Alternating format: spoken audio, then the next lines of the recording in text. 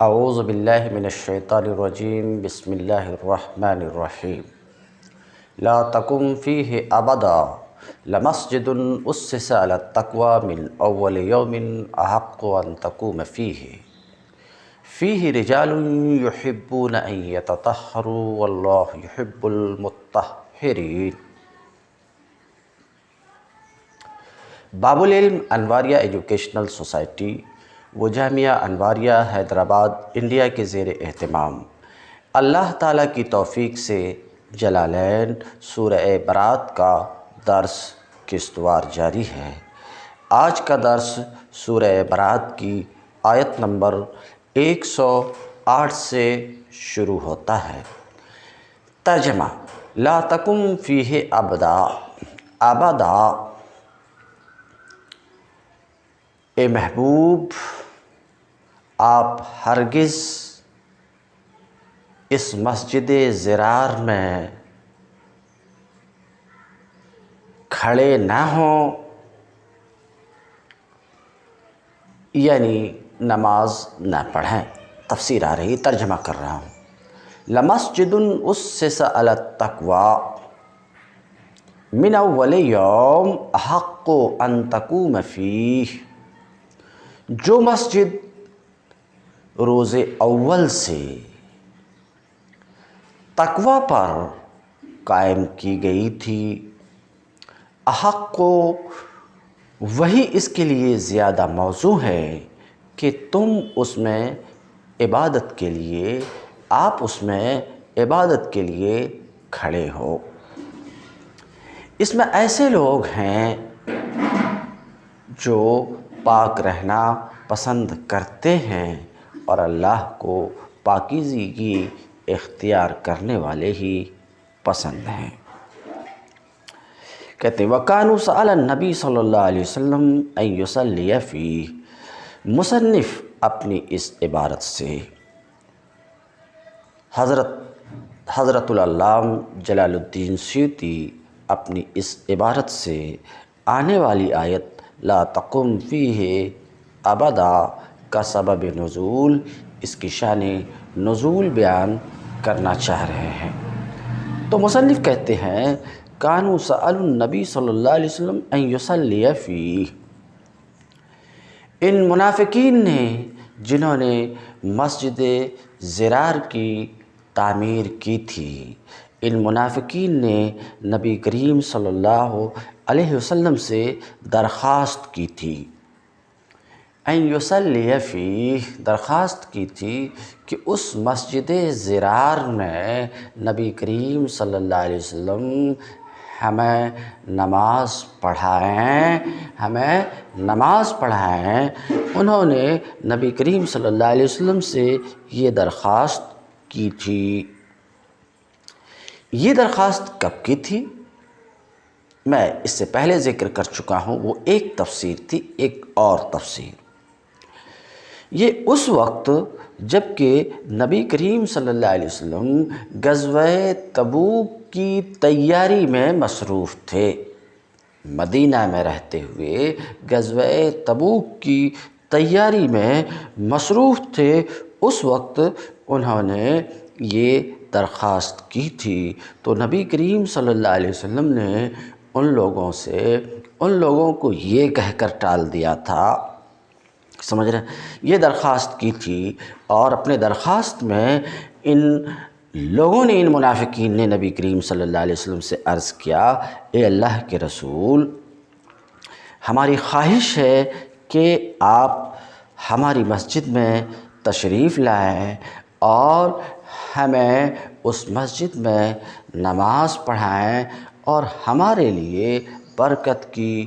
دعا فرمائیں۔ اس پر آپ صلی اللہ علیہ وسلم نے یہ فرمایا کہ اس وقت میں سفر کی تیاری میں مصروف ہوں اور تیاری میں مصروف ہوں، ہاں، سفر سے واپسی پر دیکھیں گے، سفر سے واپسی پر دیکھیں گے۔ آپ صلی اللہ علیہ وسلم نے آپ صلی اللہ علیہ وسلم نے یہ فرما کر ان منافقین کو ٹال دیا۔ فلما انصرف ہے رسول اللہ صلی اللہ علیہ وسلم من غزوہ تبوک، ایک تفسیر میں بیان کر چکا ہوں، یہ ذرا سا مختلف ہے یہاں پر۔ جب رسول اللہ صلی اللہ علیہ وسلم غزوہ تبوک سے واپس ہوئے تو پھر انہوں نے آپ صلی اللہ علیہ وسلم سے درخواست کی کہ آپ مسجد میں تشریف لائیں اور ہماری امامت فرمائیں، ہمارے لیے برکت کی دعا فرمائیں۔ اس وقت یہ آیت نازل ہوئی، ایسا مصنف کہہ رہے ہیں۔ لا تقم فیہ ابدا، اے محبوب آپ ہرگز اس مسجد زرار میں نماز نہ پڑھیں۔ تصلی، قیام کی تفسیر تصلی سے کر کے اشارہ کرنا چاہ رہے ہیں کہ لا تقم لا تصلی کے معنی میں ہے تسمیت الکل باسم الجز کے قبیل سے۔ نماز، قیام، رکوع، سجود، قرات ان سب پر مشتمل ہے، مگر نماز کا ایک رکن قیام بھی ہے، ایک جز قیام بھی ہے، تو یہاں لا تقم قیام کا استعمال ہوا ہے، یعنی جز کا استعمال ہوا ہے اور مراد کل ہے۔ کہتے ہیں لا تقم اے لا تصلی، اشارہ کر دیا کہ یہ تسمیت الکل باسم الجز، قیام سے مراد صلاۃ پوری نماز ہے، یعنی اے محبوب آپ ہرگز اس میں کیا نماز نہ پڑھیں۔ فَأَرْسَلَ جَمَاعَةً هَدَمُوهُ، تو آپ کریم صلی اللہ علیہ وسلم نے، نبی کریم صلی اللہ علیہ وسلم نے ایک جماعت کو اس عمارت مسجد زرار اس عمارت کو اٹھانے کے لیے آپ صلی اللہ علیہ وسلم نے ایک جماعت کو بھیجا۔ ہدمو ہو، تو اس جماعت وہاں پہنچ کر اس مسجد زرار کو ڈھا دی، اس عمارت کو گرا دی، وحرقوہ ہو اور اس کو جلا دیا۔ وجعلوا مکانہ کناسا، اور اس جماعت نے اس عمارت کی جگہ جو زرار کے لیے بنائی گئی تھی، تفریق بین المسلمین کے لیے بنائی گئی تھی اور کمین گاہ کے طور پر ارصاد بنائی گئی تھی، اس جگہ کو کیا بنا دیا؟ کناسا، کوڑا کرکٹ کی جگہ بنا دیا، جس میں تلقا فیہ الجیف، جیفا کی جمع جیف، جیفا میت کا بدبودار جثہ۔ تو اس جماعت نے اس کی جگہ کو، اس عمارت کی جگہ کو کوڑا کرکٹ کی جگہ بنا دیا ہے، جس میں میت کے بدبودار جثے ڈالے پھینکے جاتے ہیں۔ لمسجد اسس علی التقوی من اول یوم، اسس ای بنیت قواعدہ، یعنی جس کی نیو رکھی گئی ہے تقوی پر، من اول یوم، یعنی جو مسجد جو اول روز سے یعنی اپنے وجود کے دنوں میں سے پہلے دن سے جس کی بنیاد تقوی پر رکھی گئی ہے۔ ہاں، اب یہ مسجد پہلے دن سے اس کی بنیاد تقوی پر رکھی گئی ہے، من اول یوم اے وضع، اس مسجد یعنی مسجد قباء جس کی تفصیل آ رہی ہے، اس مسجد کی بنیاد رکھی گئی یوم حللت بدار الحجرہ،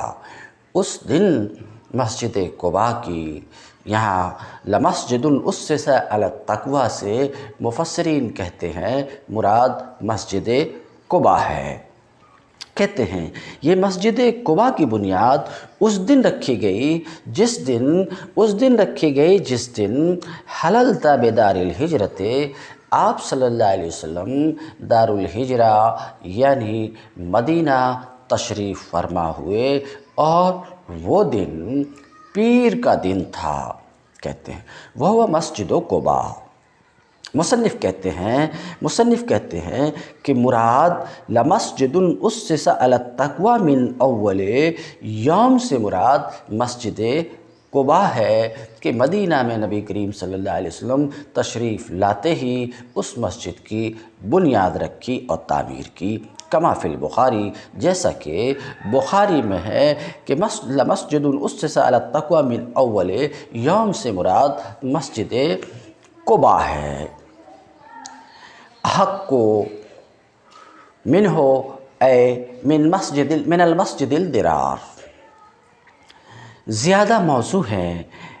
اے بے ان سے اشارہ کرنا چاہ رہے ہیں کہ ان مصدریہ ہے،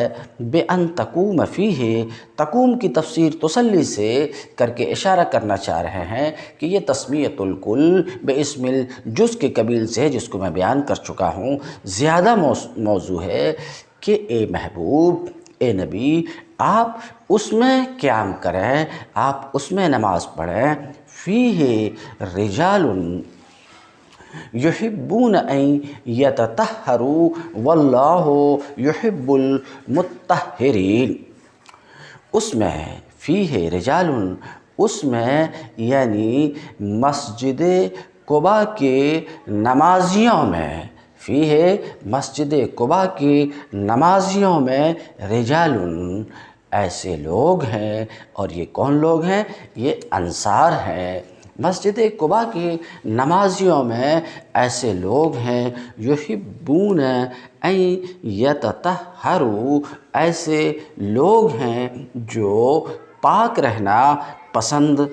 کرتے ہیں، پاک رہنا پسند کرتے ہیں۔ واللہ یحب المطہرین، اور اللہ کو پاکیزگی اختیار کرنے والے ہی پسند ہیں، یعنی ان کو اچھا جزا عطا فرماتا ہے اللہ، اور عطا فرمائے گا۔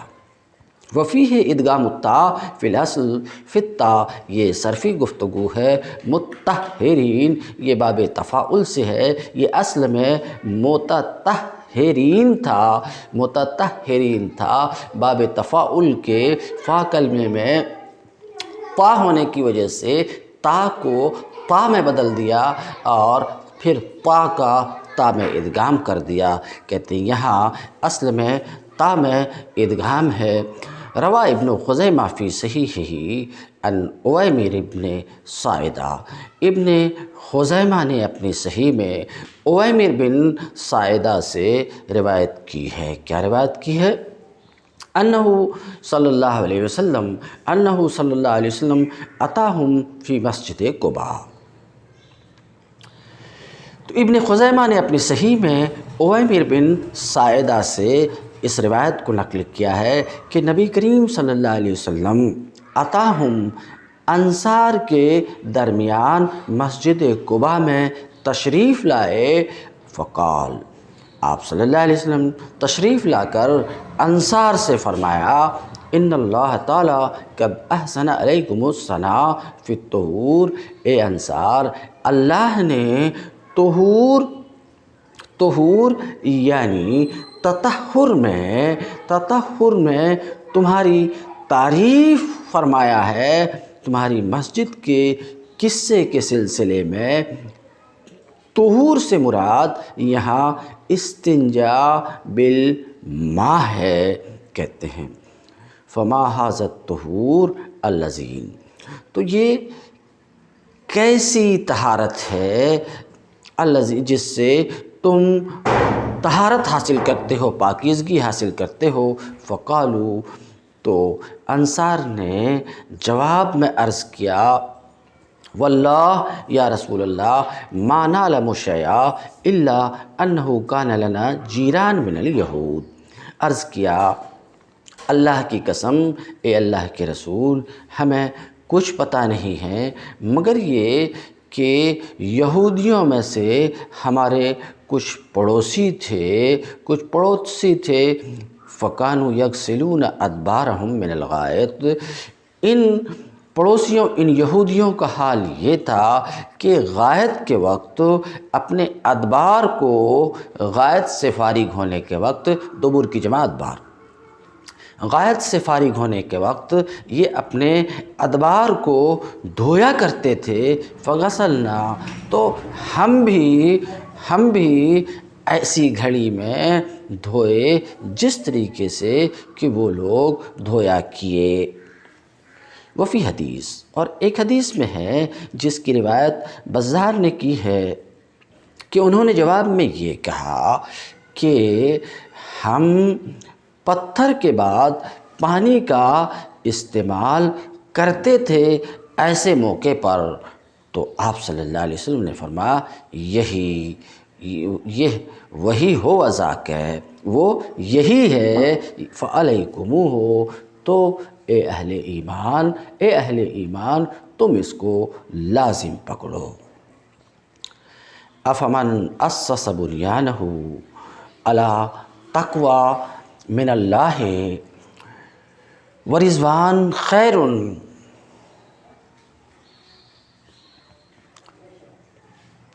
پھر تمہارا کیا خیال ہے کہ بہتر انسان وہ ہے جس نے اپنی عمارت کی بنیاد خدا کے خوف اور اس کی رضا کے طلب پر رکھی ہو، یا وہ جس نے اپنی عمارت ایک وادی کی کھوکھلی بے ثبات کگگر پر اٹھائی ہو۔ کہتے ہیں شفا لغت میں طرف کے معنی میں ہے، جرف، علی شفا جرف، بضم را کے ضمہ کے ساتھ، یعنی جرف ایک قرأت ہے، اور را کے سکون کے ساتھ یہ ابن عامر شامی اور حمزہ کوفی کی قرأت ہے جرف۔ متن میں لفظ جرف استعمال ہوا ہے جس کا اطلاق عربی زبان میں کسی ندی یا دریا کے اس کنارے پر ہوتا ہے جس کے نیچے کی مٹی کو پانی نے کاٹ کر بہا دیا ہو اور اوپر کا حصہ بے سہارا کھڑا ہو۔ جو لوگ اپنے عمل کی بنیاد خدا سے بے خوفی اور اس کی رضا سے بے نیازی پر رکھتے ہیں، ان کی تعمیر حیات کو یہاں اس عمارت سے تشبیہ دی گئی جو ایسے ایک کھوکھلے بے ثبات کنارہ دریا پر اٹھائی گئی ہو۔ یہ ایک بے نظیر تشبیہ ہے جس سے زیادہ بہتر طریقے سے اس صورتحال کی تصویر کشی نہیں کی جا سکتی۔ اس کی پوری معنویت سمجھنے کے لیے یوں سمجھیے کہ دنیاوی زندگی کی وہ ظاہری سطح جس پر مومن، منافق، کافر، صالح، فاجر، غرض تمام انسان کام کرتے ہیں، مٹی کی اس اوپری تہ کے مانند ہے جس پر دنیا میں ساری عمارتیں بنائی جاتی ہیں۔ یہ تہ اپنے اندر خود کوئی پائیداری نہیں رکھتی، بلکہ اس کی پائیداری کا انحصار اس پر ہے کہ اس کے نیچے ٹھوس زمین موجود ہو۔ اگر کوئی تہ ایسی ہو جس کے نیچے کی زمین کسی چیز مثلاً دریا کے پانی سے کٹ چکی ہو، تو جو ناواقف انسان اس کی ظاہری حالت سے دھوکہ کھا کر اس پر اپنا مکان بنائے گا، اسے وہ اس کے مکان سمیت لے بیٹھے گی، اور وہ نہ صرف خود ہلاک ہوگا بلکہ اس ناپائیدار بنیاد پر اعتماد کر کے اپنا جو کچھ سرمایہ زندگی وہ اس عمارت میں جمع کرے گا وہ بھی برباد ہو جائے گا۔ بالکل اسی مثال کے مطابق حیات دنیا کی وہ ظاہری سطح بھی جس پر ہم سب اپنے کارنامے زندگی کی عمارت اٹھاتے ہیں، بجائے خود کوئی ثبات و قرار نہیں رکھتے، بلکہ اس کی مضبوطی و پائیداری کا انحصار اس پر ہے کہ اس کے نیچے خدا کے خوف، اس کے حضور جواب دہی کے احساس، اس کی مرضی کے اتباع کی ٹھوس چٹان موجود ہو۔ اور جو ناسمجھ آدمی محض حیات دنیا کے ظاہری پہلو پر اعتماد کر لیتا ہے اور دنیا میں خدا سے بے خوف اور اس کی رضا سے بے پرواہ ہو کر کام کرتا ہے، وہ دراصل خود اپنی تعمیر زندگی کے نیچے سے اس کی بنیادوں کو کھوکھلا کر دیتا ہے، اور اس کا آخری انجام اس کے سوا کچھ نہیں کہ یہ بنیاد سطح جس پر اس نے اپنی عمر بھر کا سرمایہ عمل جمع کیا، ایک دن یکایک گر جائے اور اسے اس کے پورے سرمایہ سمیت لے بیٹھے۔ ہار یعنی گرنے والی، فنہار بہی، فنہار بہی، فنہار میں جو ضمیر مرفوع ہے اس کا مرجع جرف ہے، اور بہی میں جو ضمیر مرجع ہے، جو ضمیر ہے اس کا مرجع من اسس ہے،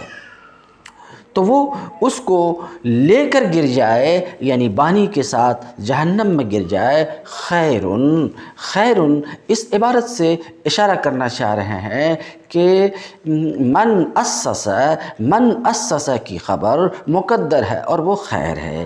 یہ تمثیل ہے جس کو میں بیان کر چکا ضد تقویٰ کی، اور استفہام جو یہاں پر ہے اب من اسس، استفہام تقریر کے لیے، اس سے پہلے میں تقریر بیان کر چکا ہوں، یعنی مخاطب کو اقرار پر ابھارنے کے لیے ہے، یعنی اول خیر ہے، اول تعمیر خیر ہے، اور وہ مسجد قباء کی مثال ہے، اور دوسری مسجد ضرار کی مثال ہے، واللہ لا یہدی القوم الظالمین، اور اللہ ظالموں کو سیدھی راہ نہیں دکھاتا ہے۔ لا یزال بنیانہم الذی بنوا ریبا فی قلوبہم الا ان تقطع قلوبہم، لا یزال بنیانہم الذی بنوا ریبا فی قلوبہم، یہ عمارت جو انہوں نے بنائی ہے ہمیشہ ان کے دلوں میں بے یقینی کی جڑ بنی رہے گی، جس کے نکلنے کی اب کوئی صورت نہیں بجز اس کے کہ ان کے دل ہی پارا پارا ہو جائیں۔ یعنی ان لوگوں نے منافقانہ مکر و دغا کے اتنے بڑے جرم کا ارتکاب کر کے اپنے دلوں کو ہمیشہ کے لیے ایمان کی صلاحیت سے محروم کر لیا ہے، اور بے ایمانی کا روگ اس طرح ان کے دلوں کے ریشے ریشے میں پیوست ہو گیا کہ جب تک ان کے دل باقی ہیں یہ روگ بھی ان میں موجود رہے گا۔ خدا سے کفر کرنے کے لیے جو شخص اعلانیہ بت خانہ بنائے یا اس کے دین سے لڑنے کے لیے کھلم کھلا مورچے تیار کرے، اس کی ہدایت تو کسی نہ کسی وقت ممکن ہے، کیونکہ اس کے اندر راست بازی، اخلاص اور اخلاقی جرأت کا وہ جوہر تو بنیادی طور پر محفوظ رہتا ہے جو حق پرستی کے لیے بھی اسی طرح کام آ سکتا ہے جس طرح باطل پرستی کے کام آتا ہے۔ لیکن جو بزدل، جھوٹا اور مکار انسان کفر کے لیے مسجد بنائے، خدا کے دین سے لڑنے کے لیے خدا پرستی کا لبادہ اوڑھے، اس کی سیرت کو تو نفاق کی دیمک کھا چکی ہوتی ہے، اس میں یہ طاقت ہی کہاں باقی رہ سکتی کہ مخلصانہ ایمان کا بوجھ برداشت کر سکے۔ تم الدرس اليوم وآخر دعوانا ان الحمد للہ رب العالمین۔